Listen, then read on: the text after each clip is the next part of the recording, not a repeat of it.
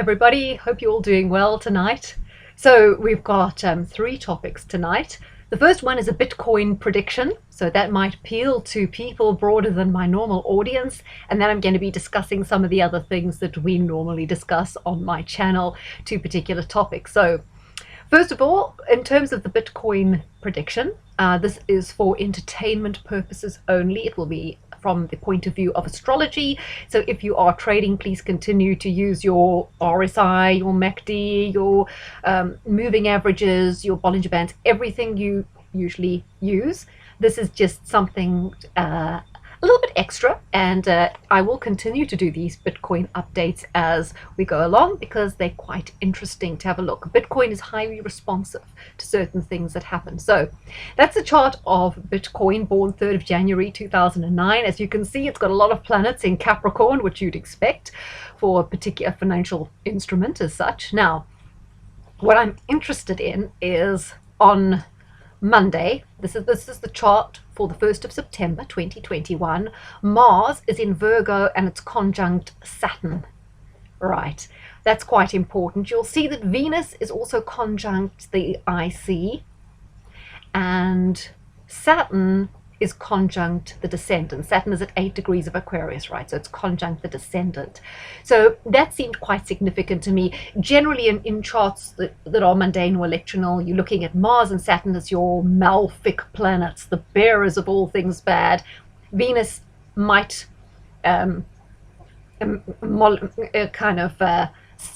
make the influence a little bit more subtle, right?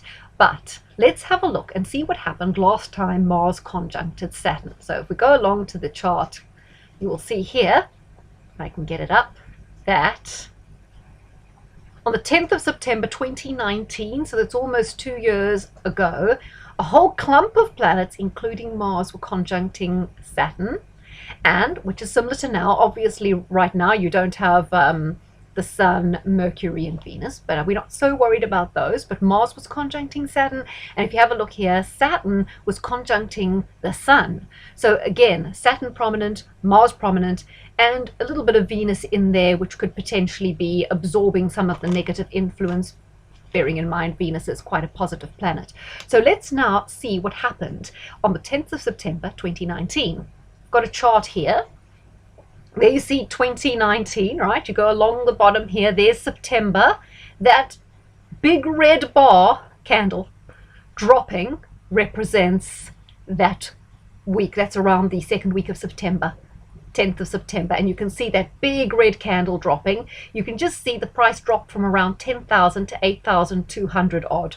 So a big drop of $1,800, which was quite a big percentage then because Bitcoin was only sort of 10,000. So if you want to get your calculator, I guess one could see the percentage drop if you're interested. But so last time we had a similar arrangement of planets, Mars triggering Saturn, Saturn triggering an important part. Last time the Sun, this time the descendant. We saw a big candle drop in Bitcoin. So I'm thinking that maybe we're going to have a little bit of a dip in Bitcoin. And I know a lot of the investors have been thinking that it would reach sort of $51,000. I know it was some people were hopeful it might actually get around $53,000 as a ceiling in terms of this phase, and then it would drop off. It's just a matter how far it's going to drop back. Is it going to drop back to 37,000 or go all the way to 31,000? I mean, I know some people are really pessimistic, but I think it's probably going to drop maybe to the 33,000 as a low. A little bit higher, maybe drop to the 37,000. That's based on the various analysis I'm seeing. So a lot of investors have been expecting September to be very choppy, and they were expecting a correction after the recent surge, because not so long ago it was hovering around 30, 32, 33, and then was kind of moving up towards 37. Then it shot up to 51.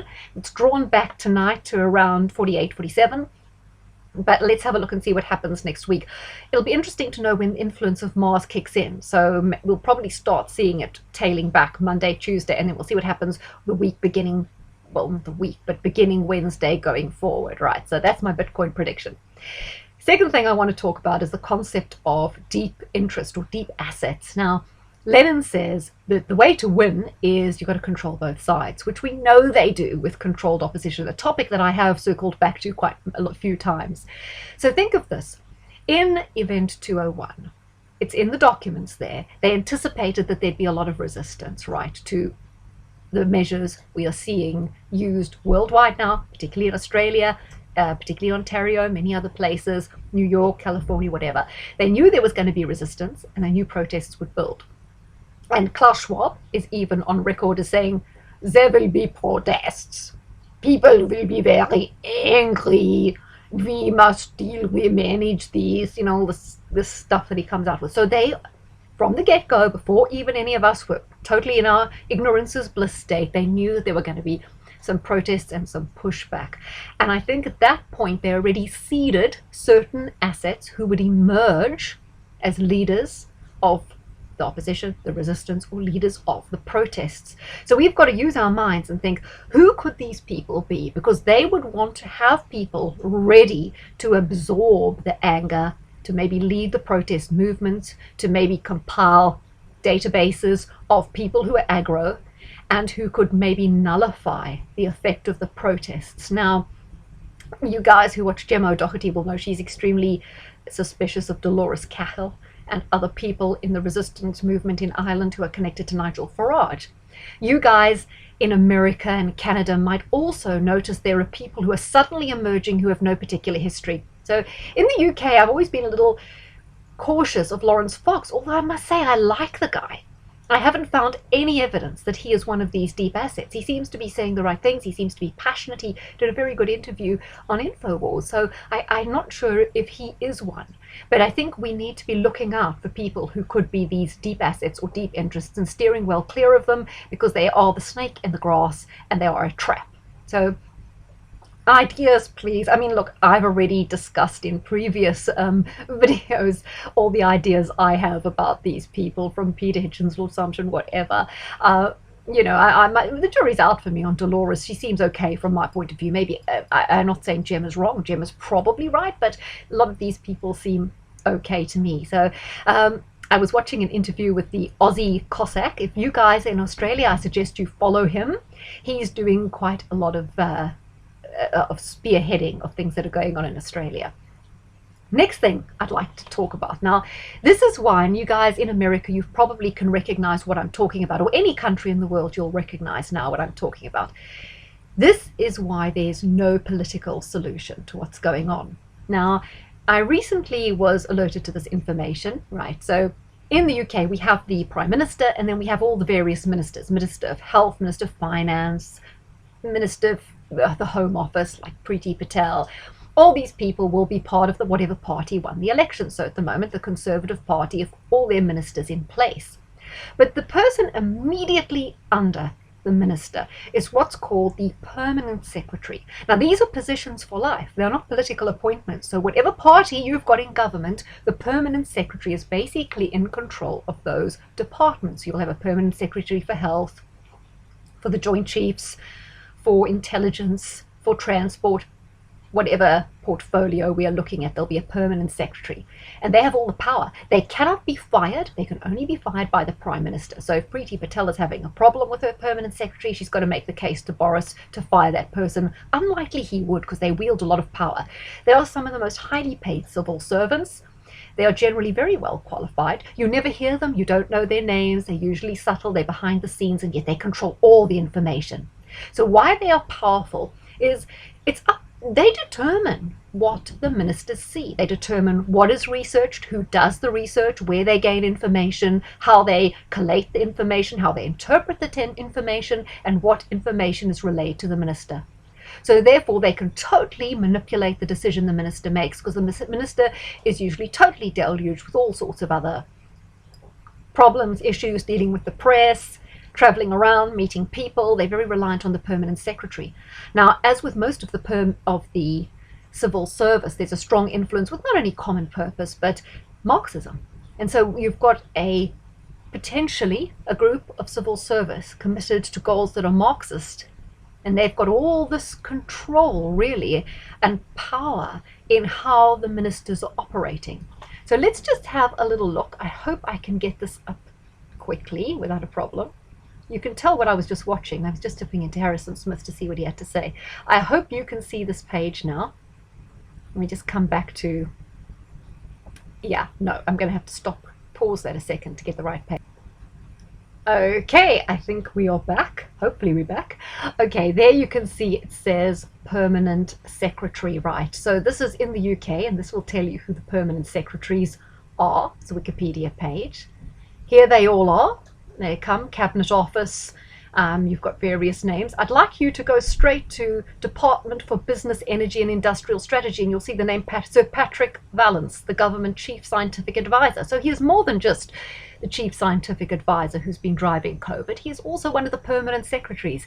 I told you they have a lot of power, don't they? These are the names of the people who are actually running the country. So whoever you vote for, whoever you see on screen, whoever you see dealing with the press, they don't have the power. These people have the power, and that's why nothing changes, no matter who you vote for. If you can get rid of these people, or if you can understand the agenda, the motivations of these people, you will better understand the direction of your country, and I'm sure it's very the same wherever else you are in the world. Most of these people are Oxford or Cambridge educated.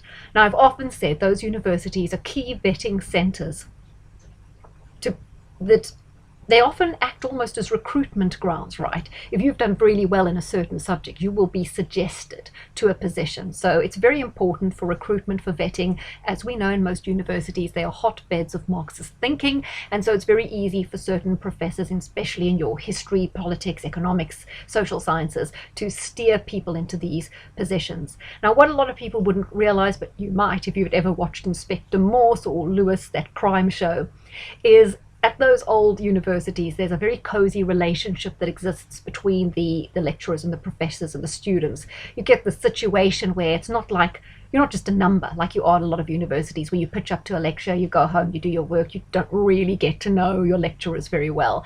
At those universities, you really do. You're kind of invited into their office to have deep discussions, and it's a very much I would call it almost like this cozy atmosphere where you develop a deep understanding, and they try and cultivate. That's why they say these universities are so great, because people are learning so much because of this close interaction. This close interaction means that they can find out an awful lot about these students, earmark the ones that are suggestible or are perfect for these positions, and therefore can carry out the overarching agenda. What did they say with communism? It's like the long war or the long march through institutions. It's the long game. So our Marxist friends play the long game, and I think the selection of these people is quite key. So just as an example, you'll find I showed you Sir Patrick Vallance. Whitty's there too. There we go. Department of Health and Social Care. There you've got Chris Whitty. I thought it might be interesting to just pop onto this Sir Philip Barton. A little bit interesting to know about him now. No, wait, he's the wrong one. Let's just go back there. London School of Economics, Warwick University. He's a bit different. He went to Warwick University. So say that's rather unusual because most of them were at the other two. Sir Philip Barton wasn't the one. There was a Matthew Rycroft, Home Office. No. Forgotten the name of this guy that I wanted to alert you to. Let me pause this and come back to you. Okay, right, I've got it now. Here we go. The guy was looking for here, Home Office, Permanent Secretary for the Home Office, Matthew Rycroft. Now let's just have a look at who he is. There's his picture. Oil painting, as are they all. Cambridge again. Career, Downing Street memo. So let's just recap on this. So his name became familiar to the general public. Well, I don't suppose the general public, do you think? I mean, anyway, he was the author of a secret memo to the British ambassador to the United States, David Manning, which was summarized on the 20th, well, don't worry about the date. He summarized a meeting with Blair and other government officials to discuss Iraq, and the memo was leaked to the Sunday Times. The memo included a shift in attitude in the Bush administration, which made it appear that at that point, while the public was still being told that Iraq could avoid an invasion by agreeing with UN resolutions, military action was now seen as inevitable. The memo went on to state, Bush wanted to remove Saddam through military action justified by the conjunction of terrorism and the WMD, but the intelligence and the facts were being fixed around the policy. The NSC had no patience with the UN route and no enthusiasm for publishing material on the Iraqi regime's records.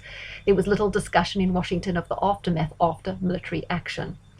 So the Foreign Secretary was going to discuss things with Colin Powell, and it seemed Bush had made up his mind to take military action even if the timing was not decided, but the case was thin. So Rycroft, who was appointed Permanent Secretary, he was, well, I'm not sure what his what's her name was at the time, but he was heavily involved in this whole Downing Street memo, which indicated that they'd already kind of decided that they were going to go and take action in the UN in Iraq well before. So he was kind of involved. So you see, the people that was involved in that manipulation are still very much at the core of everything that's going on now. Let's just carry on having a little look at this Rycroft. It says there that he joined the British Embassy in the States. He served for 4 years. He was appointed private secretary to Tony Blair. He was advising him on matters of foreign policy, the European Union, Northern Ireland, and defence. In this time, he wrote a letter to Mark Sedwill, who was the private secretary to Foreign Secretary Jack Straw, and the letter reveals that, in quotes, we and the US would take action without a new resolution by the UN Security Council if UN's weapons inspectors showed Saddam had clearly breached an earlier resolution. They said that we wouldn't have a second chance. That was the only way Britain could persuade the Bush administration to agree for a role for the UN and continuing work by the UN inspectors, the letter says. The letter is sensitive, Rycroft underlined. It must only be seen by those with a real need to know its context, and it must not be copied further. It was in this capacity that Rycroft issued the Downing Street memo during his time in Downing Street. So you see, he was heavily involved in all the machinations going on behind the scenes about kind of the manipulation that went on with with Saddam and the invasion, etc., etc. And this guy is still around, and as you can see, strongly related to the foreign policy, EU, etc., etc. So that's just to give you a kind of idea of what we're dealing with here. So these are the people that wield the power. These are the names we should be knowing. These are the people who are strongly working behind the scenes, doing all the advising, pushing certain agendas. And I just wanted to read you that about the Iraq thing, because I know it's one that's stuck in all our minds. It was a real red pill moment for most people, the whole 45 minutes, the sexed up dossier, everything that went on that time, the fact that there was no exit strategy, and the way that whole thing unraveled. So just thought I would mention that and cover that a little bit. Hope you enjoyed this, and I might just be doing a one again later, or a few more. So stay tuned. Thank you guys for everything. Take care.